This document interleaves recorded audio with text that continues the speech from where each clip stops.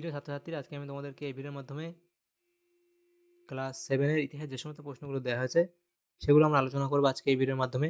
Class 7 এর ইতিহাসে 6 নম্বর স্কুলের প্রশ্ন, দ্বিতীয় পর্যায়ক্রমিক মূল্যায়নের জন্য অর্থাৎ সেকেন্ড সামেটিভের জন্য, স্কুল নম্বর 6, পেজ নম্বর 272। সেখানে বিভাগ ক, খ ও গ এর মধ্যে যে সমস্ত প্রশ্নগুলো দেওয়া হয়েছে সমস্ত প্রশ্নের উত্তর আমরা আলোচনা করবো আজকে এই ভিডিওর মাধ্যমে। তোমরা ভিডিওটা শুরু থেকে শেষ অবধি অবশ্যই দেখবে এবং চ্যানেলে যদি নতুন হয়ে থাকে অবশ্যই চ্যানেলটাকে সাবস্ক্রাইব করে রাখবে। তো এই স্কুলের যে প্রশ্নগুলো আছে দেখো, আমরা সমস্ত প্রশ্নের উত্তরই আলোচনা করে দেবো। তোমরা ভিডিওটা শুরু থেকে শেষ অবধি অবশ্যই দেখবে এবং চ্যানেলে যদি নতুন হয়ে থাকে অবশ্যই চ্যানেলটাকে সাবস্ক্রাইব করে রাখবে পরবর্তী যে স্কুলগুলো আছে সেগুলোর প্রশ্ন উত্তর পাওয়ার জন্য, এবং এর আগের যে স্কুলগুলো ছিল সেগুলোর প্রশ্ন উত্তর পাওয়ার জন্য অবশ্যই তোমরা আমাদের প্লেলিস্ট দেখবে, সেখান থেকে সেই প্রশ্ন উত্তরগুলো তোমরা দেখে নিও। তো এখানে দেখো যে প্রশ্নগুলো আছে 6 নম্বর স্কুলের। 6 নম্বর স্কুল দেখো বলা হয়েছে কি 10টা প্রশ্ন, একের দাগে বলা আছে সঠিক উত্তরই বেছে নিয়ে লেখো। একের দাগে একের প্রশ্ন, খুতবা খুতবা কথাটির অর্থ হলো, তাহলে খুতবা কথাটির অর্থ হলো কি অপশান এ অর্থাৎ ভাষণ। এর পরবর্তী প্রশ্ন দেখো বলা হয়েছে কি যে ইলতুৎমিশ খলিফার কাছ থেকে অনুমোদন পান। দেখো এখানে কি বলা হয়েছে, কত সালে হবে, তাহলে 1229 খ্রিস্টাব্দে। এর পরবর্তী প্রশ্ন দেখো নিকোলো কন্টি ছিলেন তাহলে এখানে কোনটা হবে, ইটালির পর্যটক। এর পরবর্তী প্রশ্ন কি বলা আছে দেখো, ঘরঘরা যুদ্ধের সময় আফগানদের সঙ্গে যোগ দেন বাংলার যে শাসক তিনি হলেন, সেটা হবে নসরাত শাহ। এর পরবর্তী প্রশ্ন মুন্তাখাব উথ মুন্তাখাব উথ তাও আরিক গ্রন্থের রচয়িতা, তাহলে এখানে কোনটা হবে, আব্দুল কাদির বদাউনি। এর পরবর্তী প্রশ্ন আকবর দহশালা ব্যবস্থা চালু করেন, তাহলে এখানে হবে 1580 খ্রিস্টাব্দে। তাহলে এখানে হবে কোনটা, এখানে হবে 1580 খ্রিস্টাব্দে। পরবর্তী প্রশ্ন কি সফাবিরা ছিল তাহলে এটা কোনটা হবে, ইরানের রাজবংশ। তাহলে এরা ইরানের রাজবংশ, অপশান এ হবে সঠিক উত্তর, ইরানের রাজবংশ। এর পরবর্তী প্রশ্ন কি বলা আছে দেখো, মধ্যযুগে সড়কপথে সোনা রূপো ও রত্ন আমদানি হতো, তাহলে মধ্য এশিয়া থেকে, অপশান এ। এর পরবর্তী প্রশ্নে দেখো তাহলে এটা হবে মধ্য এশিয়া, এটা হবে কোনটা, এটা হবে এখানে মধ্য এশিয়া থেকে। পরবর্তী প্রশ্ন 9 দাগের, ফরাসি ইস্ট ইন্ডিয়া কোম্পানি গড়ে ওঠে, তাহলে সেটা হবে 1664 খ্রিস্টাব্দে। এর পরবর্তী প্রশ্ন জিজিয়া কর পুনঃপ্রবর্তন করেন ঔরঙ্গজেব। এর পরবর্তী প্রশ্ন এখানে অপশান ডি হবে সঠিক উত্তর, ঔরঙ্গজেব। এর পরবর্তী যে প্রশ্নগুলো আছে দেখো সেখানে বলা আছে 2 দাগের প্রশ্ন, যে নিচের প্রশ্নগুলি নির্দেশানুসারে উত্তর দাও। 2 দাগের এ। 1 দাগের প্রশ্ন বলা আছে দেখো, সঙ্গম রাজবংশের শ্রেষ্ঠ রাজা কে ছিলেন, তাহলে সেটা হবে দ্বিতীয় দেবরায়। এবং 2 দাগের প্রশ্ন বলা আছে দেখো, আহমেদনগরের প্রধানমন্ত্রী কে ছিলেন, সেটা হবে মালিক অম্বর।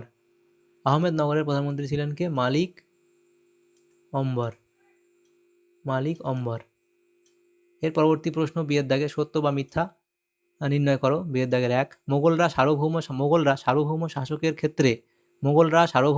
ক্ষেত্রে বাদশাহ শব্দটি ব্যবহার করতো, তাহলে এটা আমাদের কি বলা আছে, এটা এখানে আমাদের সত্য বলা হয়েছে। এর পরবর্তী প্রশ্ন কি বলা আছে দেখো, কিলা মোবারক লাল রং এর মার্বেল পাথরে তৈরি, এটা আমাদের কই বলা আছে, মিথ্যা বলা হয়েছে। এর পরবর্তী প্রশ্ন দেখো 3 দাগের, বেমানান শব্দটি খুঁজে বের করে লেখো। টঙ্কা, জিতল, হুন্ডি এবং মোহর, এখান থেকে যেটা আলাদা হবে সেটা হচ্ছে কোনটা, টঙ্কা, জিতল, মোহর এবং হুন্ডি এবং মোহর, এখান থেকে যেটা আলাদা হবে সেটা হচ্ছে আমাদের এখানে হবে, এখান থেকে যেটা আলাদা হবে সেটা হলো কি হুন্ডি। দ্বিতীয় দেখো প্রশ্ন বলা আছে কি নুনিজ, পেজ, দুয়ার্তে, বারবোসা এবং তাজ উদ্দিন ইয়ালদুজ, তো এখান থেকে যেটা আমাদের আলাদা হবে সেটা হচ্ছে কোনটা, সেটা হচ্ছে এটা তাজ উদ্দিন ইয়ালদুজ। এবং এর পরবর্তী প্রশ্ন ডি এর দাগে বলা আছে বাম স্তম্ভের সঙ্গে ডান স্তম্ভ মেলা, এদিকে বাম স্তম্ভ এদিকে ডান স্তম্ভ দেওয়া হয়েছে। তো এখানে ডি এর দাগের 1 বলা হচ্ছে কি উলাক, তাহলে উলাক হবে এখানে ঘোড়ার দাগ ব্যবস্থা। জাকাত হলো কি মুসলমানদের সম্পত্তির ওপর আরোপিত কর। নেহের ই বিহিষৎ, সেটা এখানে হবে কোনটা, সেটা এখানে হবে জলবাহী নালা। এবং সরাফ হলো মুদ্রা বিনিময়কারী, এখানে বি হবে। 4 দাগেরটার সাথে মিলবে বি, অপশান বি। তাহলে এভাবে যেগুলো আছে আমরা ডানে বামে ডান মিলিয়ে নিলাম। এর পরবর্তী প্রশ্ন দেখো 3 দাগে বলা আছে নিচের যে কোনো 3টি প্রশ্নের উত্তর দাও। 4 দুগুণ 8 নম্বর, 4টি প্রশ্ন উত্তর দিতে বলা হয়েছে। 6টা প্রশ্ন উত্তর আমরা আলোচনা করব। প্রথম প্রশ্ন দেখো বলা আছে দক্ষিণ ভারতে সুলতানি সাম্রাজ্যের বিস্তার ঘটান কে এবং এই অভিযানে তাকে কে সাহায্য করেছিলেন। এবং পরবর্তী প্রশ্ন দেখো, দিল্লি সুলতানি শাসনের সময়কালকে তুর্ক আফগান যুগ বলা হয় কেন। এর পরবর্তী প্রশ্ন বলা হয়েছে দেখো, তৃতীয় প্রশ্ন কি বলা হয়েছে দেখো, সেটা হলো আফগানদের কাছে হুমায়ুনের পরাজয়ের কারণ কি। তার পরবর্তী প্রশ্ন 4 দাগের কবুলিয়াত ও পাট্টা কি। তাহলে পাট্টা কি এবং কবুলিয়াত কি সেটা লিখবে, এটা আগে পরে হয়ে গেছে, তোমরা ঠিক করে নিও, আগে কবুলিয়াত এবং পাট্টা পরে লিখবে। মনসাবদার কারা। মধ্যযুগের ভারতে শহর গড়ে ওঠার 2টি কারণ লেখো। এর পরবর্তী যে প্রশ্নগুলো আছে দেখো এখানে দেওয়া আছে কোনটা, 4 দাগের প্রশ্ন এবং 5 দাগের প্রশ্ন। 4 দাগের প্রশ্ন 6টা আছে, সেখান থেকে 4টে প্রশ্ন আমাদের লিখতে হবে। 5 দাগের প্রশ্ন 4টে আছে, সেখান থেকে 2টো প্রশ্ন উত্তর করতে হবে। 5 দাগের 5 নম্বরের প্রশ্ন আছে এবং 4 দাগে আছে এখানে 3 নম্বরের প্রশ্ন। তো প্রথম প্রশ্ন আছে তো 4 দাগের 1 এর, সেখানে বলা আছে এখানে কি বলা, 4 দাগের 1 পানিপথের প্রথম যুদ্ধে বাবরের জয়লাভের কারণ কি ছিল। এর পরবর্তী প্রশ্ন মাহমুদ গাওয়ান কে ছিলেন, তার মৃত্যুর পর বাহমনি রাজ্যের পরিণতি কি হয়েছিল, এই অবধি লিখবে। পরবর্তী প্রশ্ন সুনির্দিষ্ট উত্তরাধিকার নীতির অভাব কিভাবে মোগল শাসনকে প্রভাবিত করেছিল, এই অবধি লিখবে। তো এই প্রশ্ন উত্তরগুলো তোমরা এখান থেকে লিখতে পারো বা তোমাদের সহায়িকা বই থেকেও লিখে নিতে পারো। 4 দাগে যে প্রশ্ন এখানে আছে দেখো, 4 দাগের প্রশ্ন বলা আছে কি যে মোগল সম্রাট শাহজাহান কেন মধ্য এশিয়ার বলক ও বদখশান অভিযান করেছিলেন। এর পরবর্তী প্রশ্ন ভাস্কো দা গামা কত খ্রিস্টাব্দে ভারতে এসেছিলেন, পর্তুগিজ বণিকদের ভারতে আসার প্রধান উদ্দেশ্য কী ছিল। 6 দাগের প্রশ্ন বলা আছে দিল্লি শহরে মিশ্র ধরনের জনবসতি গড়ে উঠেছিল কেন, এই অবধি লিখবে। এর পরবর্তী প্রশ্ন দেখো 5 দাগের প্রশ্ন, যে 5 দাগের 1 বলা আছে মোহাম্মদ ঘুরির 2জন অনুচরের নাম লেখো। সুলতান ইলতুৎমিশের খলিফার অনুমোদন প্রয়োজন হয়েছিল কেন, সেটা সেটা তোমরা এই অবধি লিখে দেবে, এই অবধি লিখবে, এই অবধি লিখে দেবে। এর পরবর্তী প্রশ্ন 2 দাগে বলা আছে কি ঔরঙ্গজেবের শাসনকালে মোগল রাজশক্তির দুর্বলতার 5টি কারণ লেখো। সুলহ ই কুল কি, সেটা অবধি তোমরা লিখে দেবে। এর পরবর্তী প্রশ্ন কি বলা আছে দেখো আকবরের রাজপুত